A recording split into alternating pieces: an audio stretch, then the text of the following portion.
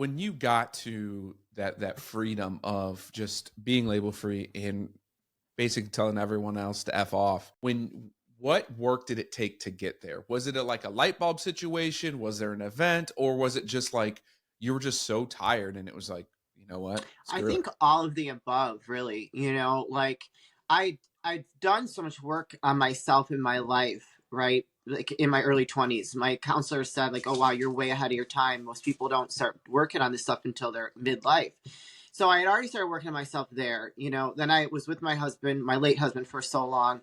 And, I actually got certified as a life coach during that period while I was, help running the businesses. And I've always been on this journey of wanting to improve myself. And after he passed away and I started the Label Free podcast, it was like, I had never been a good self promoter.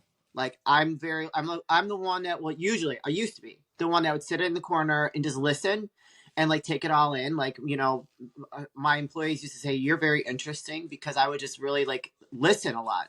And my late husband was always the talker. Like he was the talker. And I had told him, I said, I'm not going to sit in the back seat forever. Like I'm going to eventually step into the limelight myself. And I was forced to do that after he passed away. And it was very, very difficult because, I wouldn't say, what is that term that like the imposter syndrome?